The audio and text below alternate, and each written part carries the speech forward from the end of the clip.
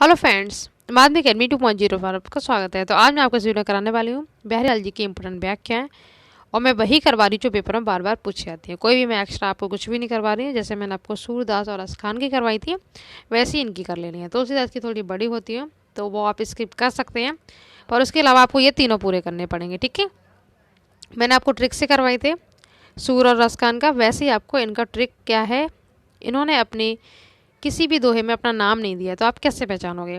बस सिंपल सी ट्रिक है, क्या, 2 लाइन्स का। जितने भी इनके दोहे हैं वो 2 लाइन्स के हैं।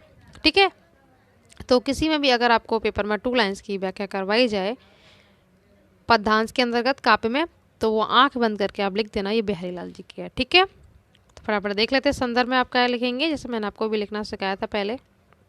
प्रस्तुत पद्यांश, ये काव्य का है तो पद्यांश लिखेंगे, गद्य का तो गद्यांश लिखते हैं। ठीक है, हमारी पाठ्य पुस्तक काव्य खंड के अंतर्गत, ये रा यहाँ पे आएगा, अंतर्गत बिहारी लाल द्वारा रचित, देखो यहाँ पे किसने लिखा, बिहारी लाल ने, बिहारी सस्सई। इनकी एक ही मात्र रचना है बिहारी सस्सई, इसीलिए कहा जाता है कि बिहारी लाल जी ने गागर में सागर भर दिया, मतलब एक से इतने ये फेमस हो गए। तो बिहारी सस्सई के अंतर्गत भक्ति शीर्षक से लिया गया। ठीक है, बिहारी सस्सई के अंतर्गत भक्ति शीर्षक से लिया गया। ठीक है, ये हो गया वक्त शीर्षक। उसके बाद प्रसंग, क्या, प्रसंग क्या होता है, जो भी ये लाइंस हैं बस इसमें क्या बोला गया है वो शॉर्ट में हम बता देते हैं प्रसंग में, फिर उसके बाद इसको अच्छे से एक्सप्लेन करते हैं व्याख्या में। ठीक है, तो प्रसंग लिखेंगे आप प्रस्तुत दोहे में, जितने भी ये सारे दोहे हैं तो आप दोहे लिखेंगे यहाँ पे प्रसंग में। बिहारी जी ने सस्सई की, निर्विघ्न का मतलब होता है बिना बाधा के, जो इनकी रचना है सस्सई की बिना बाधा के समाप्ति के लिए राधिका जी की स्तुति की है, मतलब उनका ध्यान किया है। ठीक है, ये प्रसंग हो गया। और 6 मार्क्स की आती हैं, आपको इग्नोर नहीं करना है। 6 मार्क्स आपको अगर लाने हैं, पेपर में लेने हैं तो करना ही पड़ेगा। कुछ भी टफ नहीं होता है, एक बार अगर आपने याद कर लिया संदर्भ तो वही रहेगा, बस प्रसंग में लाइन चेंज हो जाती है। व्याख्या कैसे, देखो यहाँ से पहले लाइन पढ़ो। मेरी भवबाधा हरो राधा नागर सोई। ठीक है, नागर मतलब चतुर। ठीक है, तो अपनी वह बाधा मतलब जो भी बाधा है उनको हर लो, इससे राधा जी से कह रहे हैं। जा तन की झाई परे श्याम हरित दुत होए। अब इस लाइन की हिंदी देखो, यहाँ से यहाँ तक।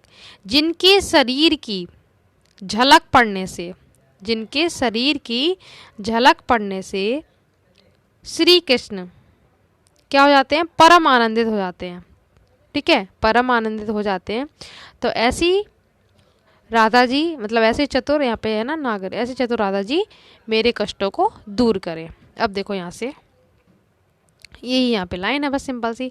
जिनके शरीर की झलक पड़ने से, किनके मतलब राधा जी की, श्री कृष्ण क्या परम आनंदित हो जाते हैं, खुश हो जाते हैं।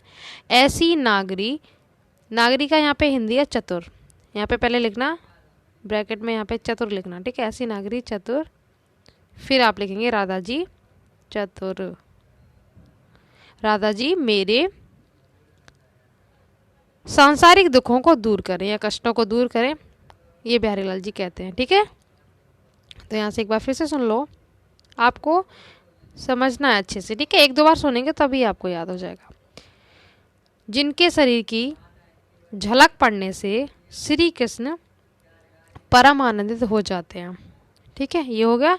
ऐसी चतुर राधा जी, नागरिक मतलब चतुर, ऐसी चतुर राधा जी मेरे सांसारिक कष्टों को क्या करें, दूर करें या दुखों को दूर करें। ठीक है, ये हो गया।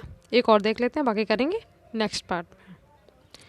काव्यगत सौंदर्य और देख लो। भाषा तो ब्रज रहेगी, जितने भी आपको व्याख्या करवाऊंगी सभी में आपको भाषा ब्रज लिखनी है, बस रस और अलंकार बदल जाएगा, छंद भी दोहा ही रहेगा। ठीक है, ये दोनों सेम रहेंगे सभी में। रस इसमें श्रृंगार और शांत भी है, ना दुख ना सुख, शांत। ठीक है, अलंकार यहाँ पे श्लेष है, ये लिख देना। एक और देख लेते, अधर। अधर मतलब वोट को बोलते हैं। ठीक है, धरत, हरि के परत, ओठ डीट पट जोत, हरित बांस की बांसुरी, इंद्रधनुष रंग होत। तो इसमें क्या संदर्भ ही रहेगा, प्रसंग बदल जाएगा। तो प्रस्तुत दोहे में एक सखी है बांसुरी की सुंदरता से मोहित होकर, बांसुरी की सुंदरता से क्या मोहित होकर राधिका जी से उसकी प्रशंसा कर रही है। किसकी, बांसुरी की। एक सखी है ना, राधिका जी से बांसुरी की क्या प्रशंसा कर रही है। ये आप लिख के फिर आप व्याख्या लिखेंगे यहाँ से। पहले इन लाइनों में समझ लो, फिर मैं आपको लिखा हुआ दिखा दूंगी, तो आप कॉपी पर नोट्स बनाना है, ठीक है। अधर धरत हरि के परत, इसका मतलब है श्री कृष्ण के अपने अधर पर यानी होठ पर, ठीक है, श्री कृष्ण के अपने होठ पर धारण करते ही, किसको, बांसुरी को धारण करते ही क्या होता है, उस पर परत, उस पर ओठ, नेत्र, डीट मतलब नेत्र, पट मतलब पीताम्बर, ठीक है, की ज्योति यानी प्रकाश की ज्योति पड़ते ही वह हरे रंग की बांसुरी, हरे बांस की बांसुरी, यहाँ पे हरे बांस की बांसुरी इंद्रधनुष के रंग के समान हो जाती है। कुछ भी टैप नहीं, एक बार और सुन लो। श्री कृष्ण के होठ पर धारण करते ही वह मतलब कौन, बांसुरी, ठीक है, उस पर ओठ, नेत्र, पीताम्बर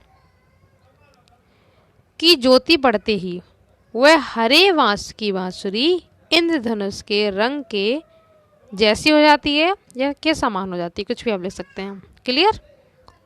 अब यहाँ से आप कर सकते हैं, श्री कृष्ण के अपने होठ पर धारण करते ही और उस पर होठ, नेत्र तथा पीताम्बर की ज्योति पड़ते ही, ज्योति या प्रकाश लिख सकते हैं आप, प्रकाश पड़ते ही वह हरे बांस की बांसुरी इंद्रधनुष के रंग की हो जाती है, ठीक है, या के समान हो जाती है, कुछ भी आप कर सकते हैं। काव्य का सुंदर अभी आपको बताया मैंने, भाषा ब्रज रहेगी, रस इसमें भी श्रृंगार है क्योंकि बांसुरी के बारे में बताया जा रहा है, ठीक है, अलंकार श्लेष है, छंद यहाँ पे दोहा ही रहेगा, ठीक है। इस तरीके से ये 2 इंपॉर्टेंट होगी, इसके बाकी के जो इंपॉर्टेंट है हम नेक्स्ट पार्ट में करेंगे, ठीक है। Thank you so much.